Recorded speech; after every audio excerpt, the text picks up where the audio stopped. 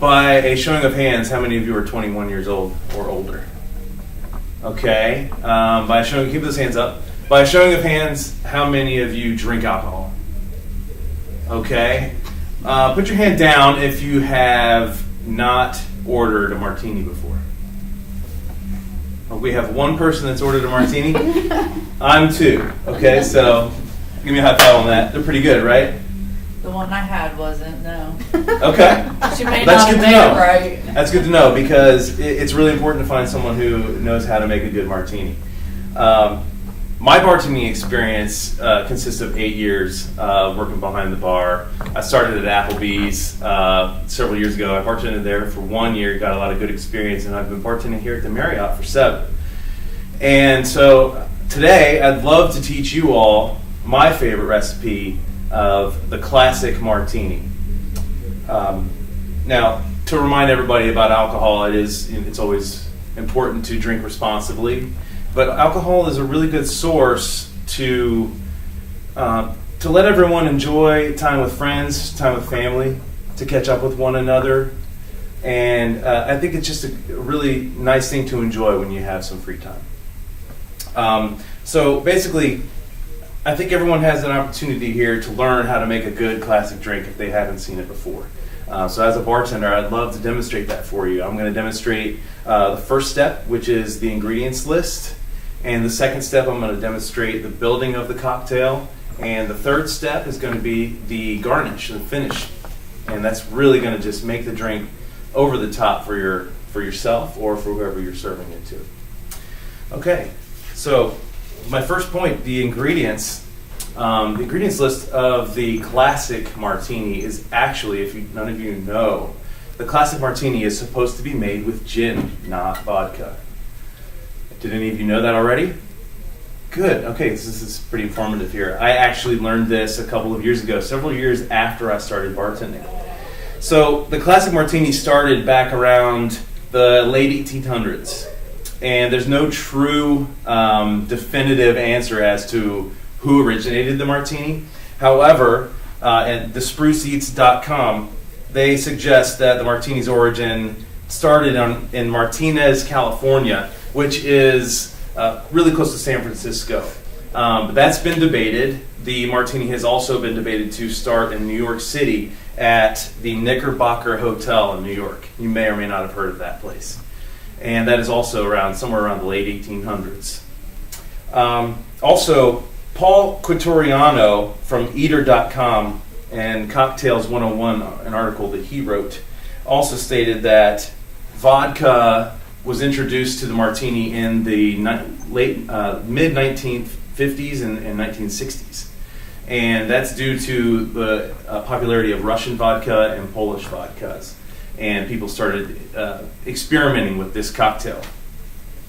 So this ingredients list consists of a very good gin. You want to make sure that you choose the highest quality ingredients for a martini because this is a really strong drink, and you want to make sure that you're not altering or compromising affordability when you're drinking something as nice as a martini. This classic cocktail.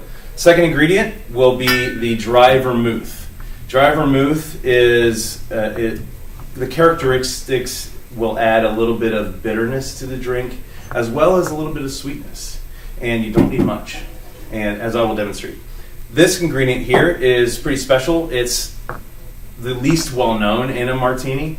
It is optional. This is Angostura Orange Bitters. It does contain alcohol as well, but you just need a dash or two, and again, we'll demonstrate that for you. So that is the cocktail building. That's the ingredients list that we're going to use for this building process. Next, I will demonstrate how to build that. You guys ready? Okay, you always want to make sure that your drink is cold. So we're going to use the classic cocktail glass that everyone has seen before. You can also call it a martini glass, but traditionally it is called a cocktail glass. And it has a stem because you want this drink to be cold. So they put a stem on it so that your hands don't warm up the drink when you're drinking from it. So they want you to drink it this way. And so we need to chill this glass down. We're just putting a little bit of ice in here. Just make sure that glass is cold. You can also put it in a freezer and pull it from the freezer whenever you're ready. Secondly, we're going to take this here and we're going to build this drink with at least 2 ounces of your favorite gin. Remember, using high quality gin.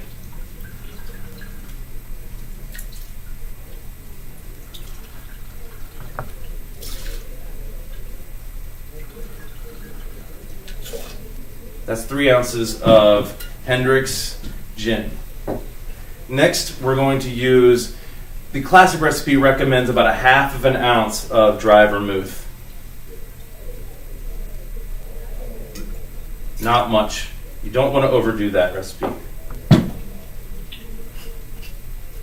the third ingredient here is the Angostura orange bitters. We're just going to add just a drop. Next, you need to add ice to this cocktail.